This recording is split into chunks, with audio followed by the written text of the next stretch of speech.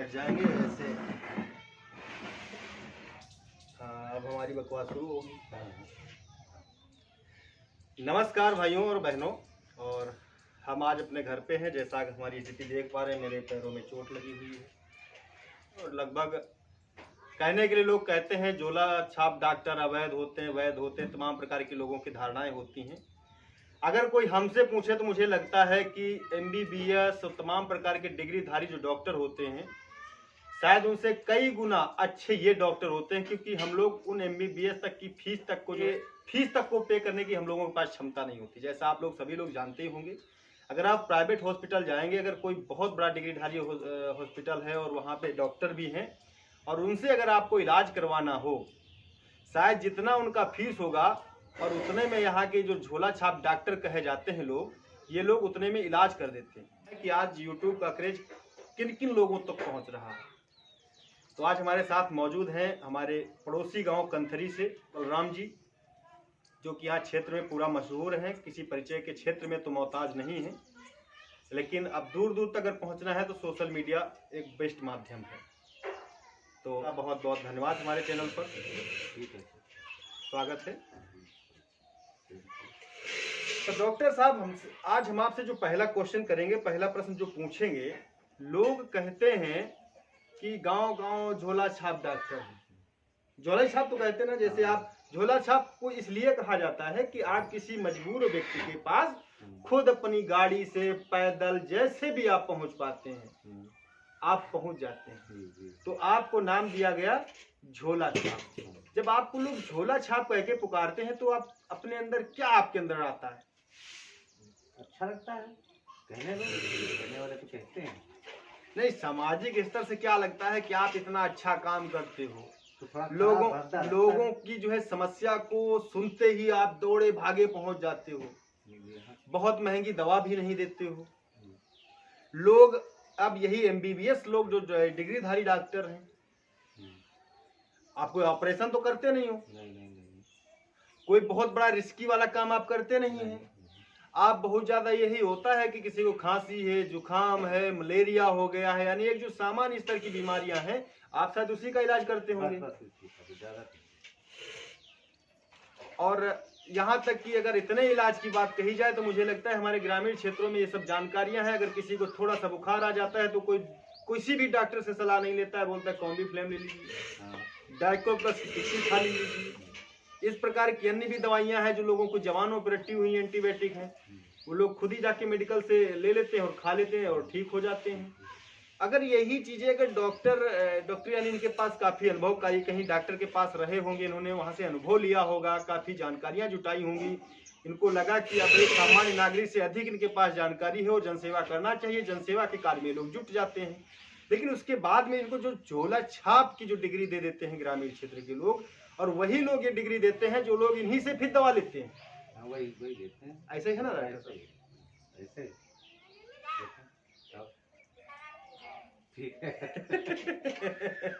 तो अब डॉक्टर साहब को ये बात समझ रहे हैं कि वास्तव में ये बात हकीकत है कि हालांकि डॉक्टर साहब का ये जो कार्य है बहुत सराहनीय है, लेकिन लोग सराहते नहीं। कारण ये है कि ये कानूनी तरफ से अपराध है, कानूनी अपराध है, ये कानूनी अपराध है।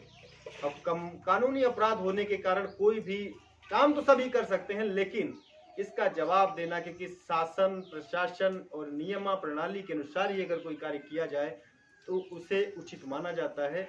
जब कोई संवैधानिक या विधिक दायरे से बाहर रह करके कोई कार्य किया जाता है तो उसे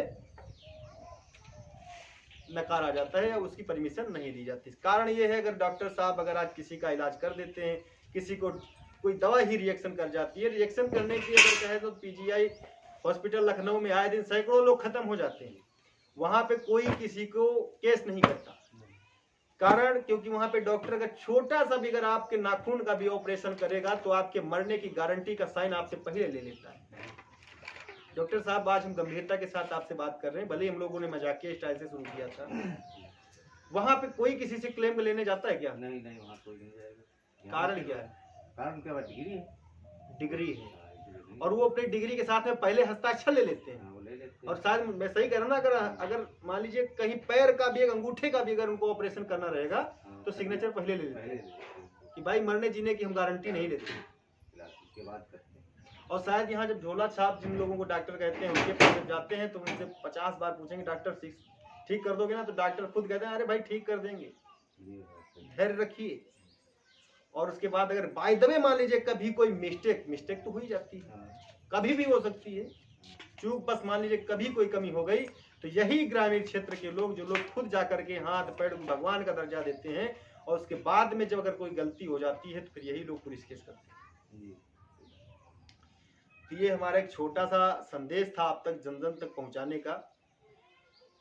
अगर आप लोग मानते हैं ये झोला छाप डॉक्टर हैं, और मैं बड़े बड़े रईसों के घर की बात कह रहा हूं जिनके घर में लाखों की कमाई आ रही है और सैकड़ों बीघे उनके पास जमीन है, और वो भी इलाज ऐसे ही झोला छाप डॉक्टरों के साथ में पहला इलाज इन्हीं के माध्यम से होता है। जब ये लोग अपने पास से कहते हैं हमारे बस की बात नहीं, अब आपको आगे जाना चाहिए, तभी लोग आगे जाते हैं। ऐसे ही है ना डॉक्टर साहब? सही।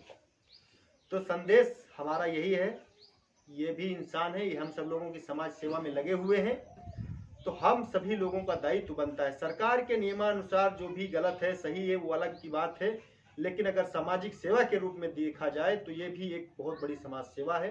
क्योंकि मुझे लगता है कुछ लोग लूटते हैं, तो लूटने वालों का मैं विरोध करता हूँ। जो लोग एक सामान्य जो है नागरिक के साथ में सामान्य सेवा भाव से अगर काम करते हैं तो ऐसे लोगों का हमें जो है बढ़ चढ़ के हिस्सा लेकर के उनका स्वागत सम्मान करना चाहिए। तो क्योंकि ये प्राथमिक स्तर का उपचार इन्हीं के द्वारा होता है। अगर आप लोग सरकारी हॉस्पिटल की बात करें तो मैं बता रहा हूं अपना अनुभव, लोक बंधु हॉस्पिटल लखनऊ की बात कर रहा हूं, जो लखनऊ का आसियाना का सबसे सुप्रसिद्ध सरकारी हॉस्पिटल है, बहुत बड़ा भवन आलीशान बना हुआ है। मैं इमरजेंसी की हालत में गया था, वहां पर मुझे कोई पूछने वाला तक नहीं था कि भाई साहब आप कैसे आए हो यहाँ पर, जबकि मेरे इन पैरों से लदालद खून निकल रहा था। यह सरकारी हॉस्पिटल की मैं बता रहा हूँ बात। मैंने जब डॉक्टर से पूछा, पर्चा बनवाया, मैं काफी देर 15 मिनट तो बैठा रहा, कोई मुझसे हालचाल तक पूछने नहीं आया। मैं खुद जब मेरी क्षमता गवाही किया तब मैं जाके काउंटर पे गया, काउंटर पे जब एंट्री करवाया हूँ, उसके बाद में भी हमसे बोला जाता है, जब मेरी हासियत चलने की नहीं थी तो बोला जाता है कि आप 16 नंबर में कमरे में चले, जो कि वहां से लगभग 30 से 20 की दूरी पे था। मेरे पैरों से खून लदादद निकल रहा था, लोग पीछे पूंछा लगा रहे थे, वो मेरे खून को भी नहीं दे, उनके अंदर पसीना नहीं छुआ, उनका दिल नहीं कलेजा पगला। उसके बाद में मैं बता रहा हूँ कि 20 मिनट उसके ड्रेसिंग रूम रहा, वहां पे कोई डॉक्टर या कोई उसका सहकर्मी मुझे देखने तक नहीं आया। ये सरकारी हॉस्पिटल जो लोगों की कमाई ले रहे हैं, लाखों की कमाई रहे हैं, वो लोग हाल है। ये आदित्यनाथ जी की सरकार की मैं बात कर रहा हूँ, आंखों की बात कर रहा हूँ, और भरोसा ना हो मेरी बातों पर, जाए और जाके लोक बंधु हॉस्पिटल का 27 तारीख निकाल करके देखे, ये हकीकत उसको पड़ जाएगी। मैं सुमित तिवारी एक पत्रकार होने ये बात कह रहा हूँ। तो अब यहाँ पे बात डिफाइन इसीलिए किया है कि एक सब्जेक्ट हम लोग मजाकी स्टाइल से शुरू किया था, बात गंभीरता की है तो गंभीर कहना भी पड़ेगा और सुनना भी पड़ेगा। जोश जोश में काफी कुछ कह गए, स्थिति ज्यादा मेरी बोलने की नहीं है क्योंकि मैं परेशान हूँ खुद से ज्यादा, और इस समय शायद दवा के ही जोश में हूँ, गर्मी से बोल रहा हूँ। सभी लोग समझदार हैं। ये वीडियो में अगर दी गई एक एक बात आप लोगों के दिल तक पहुंची हो तो कीजिएगा, कमेंट करके बताइएगा कि मेरी बात